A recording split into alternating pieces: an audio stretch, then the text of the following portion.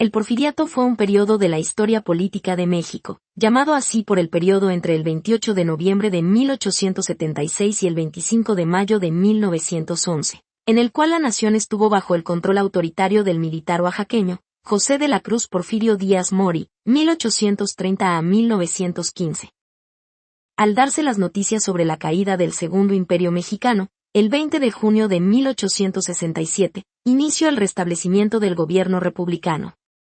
El 22 de septiembre se dio principio a las elecciones primarias, pero no tuvieron la convocatoria suficiente porque gran parte de la población se abstenía de votar. En las elecciones secundarias se optó por reelegir al presidente Benito Juárez para dar inicio con la restauración de la República, 1867 a 1871. Él incorporó nuevas reformas legales para sentar las bases que regirían al Estado mexicano con la finalidad de limitar el poder legislativo y fortalecer al poder ejecutivo, así como proveer de los mecanismos de organización necesarios para alcanzar la reducción paulatina del ejército sin afectar el orden público. Al final de su administración, Benito Juárez decidió lanzar su candidatura para un nuevo periodo presidencial. Los candidatos para ocupar el cargo del Ejecutivo eran Sebastián Lerdo de Tejada y el general Porfirio Díaz. Ellos mostraron su inconformidad ante la determinación del presidente, porque era evidente que no estaba dispuesto a abandonar el poder. Razón por la que el general Díaz incitó una rebelión mediante el Plan de la Noria de 1871, que fue considerada como el primer levantamiento organizado para impedir que Juárez contendiera de nuevo a la presidencia. Sin embargo, al final su intento no funcionó y Juárez resultó reelecto para desempeñar esa función hasta diciembre de 1876, eliminando toda posibilidad de una transición del poder ejecutivo. Benito Juárez, al continuar en la presidencia, enfrentó movimientos armados que intentaron deponerlo y, a pesar de haberlos controlado, reflejaron la inestabilidad política que se vivía en el país. Sin embargo, Juárez tendría que dejar el poder a causa de una grave enfermedad que lo llevó a la muerte antes de empezar el nuevo periodo presidencial. Por eso fue necesario convocar a elecciones extraordinarias en el año 1872. En la contienda electoral extraordinaria se volvieron a enfrentar el general Porfirio Díaz y Sebastián Lerdo de Tejada, quien obtuvo el triunfo y asumió su gobierno a partir del 18 de julio de 1872. Pero durante su administración se suscitaron levantamientos rebeldes que incrementaron la inseguridad que se tenía sobre su autoridad, siendo uno de los motivos por los que intentó concebir nuevas reformas constitucionales que le permitieran legitimar su poder y prolongar su estadía en la presidencia. Lerdo de Tejada finalmente consiguió reelegirse, pero Porfirio Díaz no aceptó los resultados de esta contienda y, en respuesta, se levantó en armas en Tuxtepec, Oaxaca. Hechos comenzaron el mes de enero de 1876. Además, la causa de Porfirio Díaz se propagó con rapidez porque prometió acabar con el acaparamiento del poder.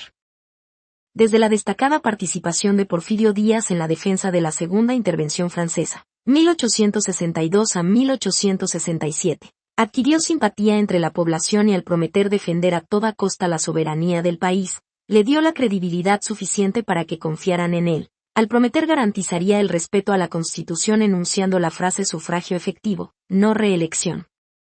Mientras tanto, en octubre el Congreso avaló la reelección de Lerdo y ordenó al general del Ejército Federal Ignacio R. Alatorre enfrentar a los rebeldes que se dirigían al centro del país, quien organizó un frente en contra de las fuerzas de Díaz. La batalla de Tecoac le permitió a Díaz concretar el ascenso al poder. El 23 de noviembre los rebeldes entraron a la estación férrea Buenavista, en la Ciudad de México, y en cuanto ingresó a la Ciudad de México fue recibido con el júbilo acostumbrado para los vencedores de las batallas y, tras proclamar oficialmente el Plan de Tuxtepec, Lerdo renunció a su cargo y dejó el país en 1877. Al asumir la presidencia de la República, el general Porfirio Díaz se dio a la tarea de reestructurar al ejército, reorganizar el Estado Mayor e impulsar la educación, e intentó impartir por un sistema educativo riguroso para lograr establecer escuelas primarias y escuelas de artes y oficios. Mientras que en cuanto a la educación militar, creó escuelas de especialización. Asimismo, en este periodo el colegio militar se trasladó al castillo de Chapultepec. De igual manera, impulsó la modernización del armamento y de la industria militar, permitiendo la adquisición de maquinaria europea y restableciendo la fábrica de pólvora, en la que se rediseñaron los sistemas de cerrojo Mondragón, que fue el primer fusil semiautomático en el mundo, y se mejoró la capacidad de disparo del cañón Saint-Chamond Mondragón Cal. 75 mm y 80 mm. Pero el gobierno que estableció fue cambiando paulatinamente a causa de múltiples factores. Existen dos realidades paralelas ya que, durante su administración, el progreso económico del país fue indiscutiblemente ascendente y permitió la construcción de vías férreas que poco a poco facilitaron el intercambio comercial y a su vez, incentivó los rubros de la industria, minería y agricultura con fines para exportación. Mientras que los cambios tan abruptos tuvieron consecuencias desfavorables como la explotación desmedida de los recursos naturales y el empobrecimiento de los sectores más desprotegidos, miles de campesinos fueron afectados por la construcción de las vías férreas. Lamentablemente el crecimiento económico fue en detrimento del bienestar de la población, generando una creciente diferenciación social, generalizando descontento y oposición al gobierno establecido. En el año de 1908, Díaz declaró en una entrevista publicada en la revista británica Persons Magazine que finalmente había decidido retirarse de la presidencia al concluir su periodo constitucional en curso y de ninguna manera aceptaría otro periodo presidencial, aunque esta declaración fue contradecida tan solo 2 años después al comenzar con la promoción de su candidatura nuevamente. De inmediato provocó la molestia y desagrado de diversos sectores, así como el surgimiento de organizaciones liberales que difundieron demandas de carácter político sufragistas e influyeron en el despertar de la conciencia política del pueblo mexicano. Entre el 8 y 9 de mayo de 1911 los revolucionarios tomaron Ciudad de Juárez y para el 21 de mayo se firmaron los tratados de Ciudad Juárez en el que Porfirio Díaz se comprometía a renunciar al cargo. Finalmente el 26 de mayo de 1911 Porfirio Díaz huyó por el puerto de Veracruz con rumbo a Francia para exiliarse donde, el 2 de julio de 1915, murió en la ciudad de París, Francia, donde actualmente descansan sus restos. La transición del poder fue motivada mediante el levantamiento de la lucha armada, sucesos que dieron origen al siguiente proceso histórico conocido como la Revolución Mexicana. El porfiriato, política, economía y sociedad. La historia económica de México desde la independencia en 1810 hasta la primera toma de posesión de Porfirio Díaz como presidente en 1876 no implicó mucho crecimiento económico. El periodo 1810 a 1877 fue de inestabilidad política. Entre 1833 y 1855, por ejemplo, Antonio López de Santa Anna fue presidente durante 11 periodos no consecutivos. México sufrió importantes invasiones militares de los Estados Unidos en 1847 a 1848 y de Francia en 1862 a 1867. El PIB real per cápita cayó durante el periodo 1810 a 1876 a razón de 10.5% acumulado.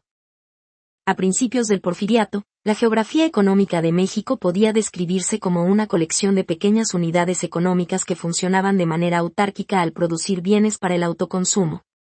La característica económica más importante del Porfiriato fue la construcción de las vías del ferrocarril.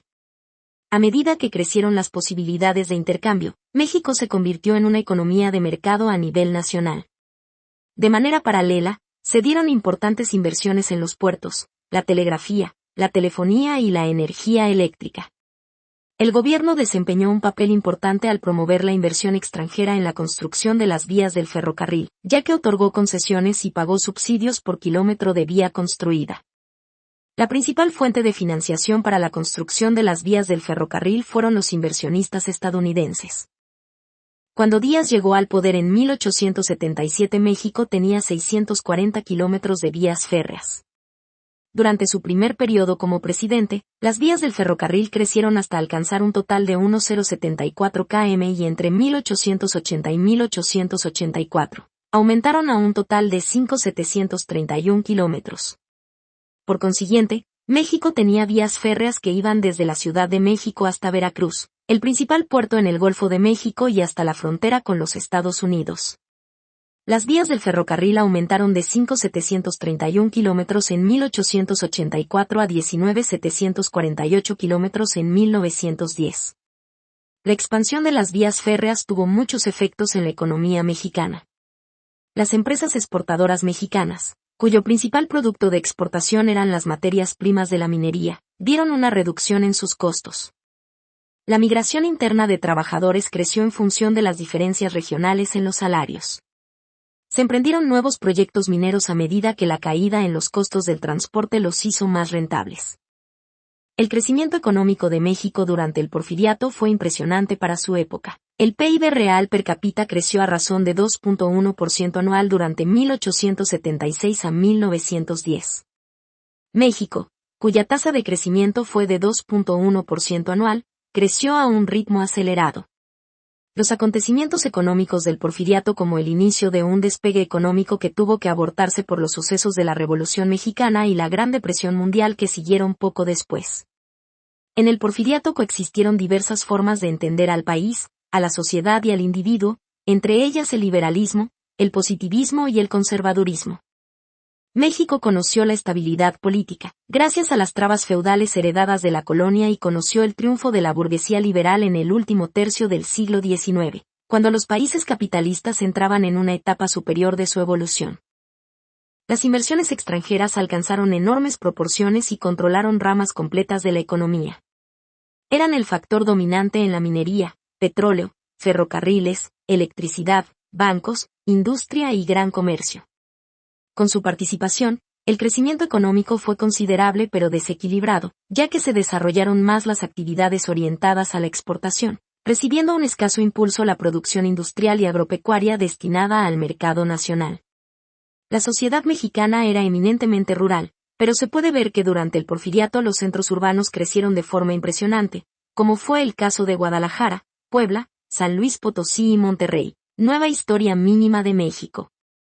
En la agricultura predominaban los latifundios, los cuales son una gran extensión de tierra que se utiliza para la explotación agrícola y que pertenece a un solo propietario.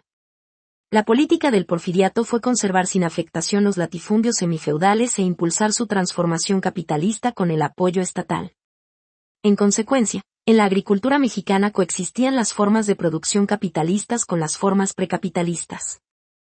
El modelo de desarrollo seguido durante el Porfiriato fue un modelo exportador primario, ya que lo fundamental era impulsar la producción para exportar las materias primarias agrícolas y mineras. Las leyes de colonización y de terrenos baldíos de 1893 propiciaron el despojo de las tierras de los pueblos y las comunidades campesinas. En 1889 y 1890, nuevas leyes suprimieron la propiedad colectiva e insistieron en el establecimiento de la propiedad privada de las tierras de los pueblos. Con ellas se aceleró el despojo de los campesinos. Durante el porfirismo se incrementó rápidamente y en forma elevada la producción de cultivos de exportación. El caso del henequén fue relevante. De este agave se obtiene una fibra dura que servía para fabricar hilos y cordeles utilizados para engavillar en los países industriales. Gracias a la demanda internacional, la producción henequenera creció 11 veces en los primeros 30 años del Porfiriato, aunque al final del régimen haya encontrado un mercado en crisis. Aumentó rápidamente la producción para el exterior de chicle, caucho, café, algodón, azúcar, garbanzo, vainilla, cacao y plantas tintóreas y oleaginosas. La producción agrícola era controlada por compañías extranjeras, el caucho, el chicle, el garbanzo, la explotación maderera entre otros cultivos. La construcción de ferrocarriles, las leyes de fomento a la minería y el apoyo gubernamental de todo tipo estimularon el crecimiento de la inversión extranjera en la minería, que quedó controlada por los monopolios. De las 31 compañías mineras más importantes, los norteamericanos poseían 17 y mantenían el 81% del capital total de la industria. Lo seguía el capital inglés con 10 compañías y 14.5% del capital total. En marzo de 1901 se inició la explotación petrolera en México. La pionera fue la Mexican Petroleum Company, fundada por Edward Doheny, el rey del petróleo, que empezó explotando los campos de El Ébano, región cercana a Tampico. Conforme a la ley de 1901, a las empresas petroleras se les permitió expropiar los terrenos baldíos y nacionales comprendidos en la llamada Faja de Oro, de Tamaulipas y Veracruz, liberándolas de impuestos. Solo debían pagar el pequeño del timbre, un 7% de sus ganancias líquidas a la Tesorería General de la Nación y un 3% al Estado de Veracruz. De hecho, se les regalaron las tierras costeras del Golfo de México. Pearson nunca pagó el impuesto del 10% convenido ni los derechos de importación y exportación a que lo dispensaba el contrato por más de 20 años. Vicente Riva Palacio, México a través de los siglos, 1889. Bajo la dictadura de Díaz, los bancos crecieron en número, influencia y riquezas. Como en casi todos los sectores de la economía, la mayor parte de los propietarios bancarios eran extranjeros. Para 1910, los intereses extranjeros poseían el 80% del capital financiero. Siendo secretario de Hacienda Limantur, se promulgó la Ley General de Instituciones de Crédito en 1897. Conforme a ella se creaban 3 tipos de instituciones bancarias: de emisión, autorizadas por el gobierno para emitir billetes; refaccionarias, autorizadas para otorgar créditos; e hipotecarias, que realizarían operaciones de hipoteca sobre las propiedades inmuebles. Varios factores favorecieron al desarrollo industrial durante el porfirismo: la construcción de los ferrocarriles, la creación de un mercado interno más amplio e integrado, el crecimiento demográfico y la inversión extranjera. Hasta 1890, se basaba fundamentalmente en talleres manufactureros y artesanos más o menos grandes, que empleaban métodos manuales y artesanales de producción. A partir de 1890, la presencia de grandes compañías extranjeras, dotadas de maquinaria, técnicas de producción y administración modernas le dieron un empuje más decidido. La mayor parte del capital extranjero invertido en la industria era el francés, 53.2% del capital total, colocado sobre todo en textiles, y controlaba 14 de las 26 empresas industriales más grandes e importantes del país.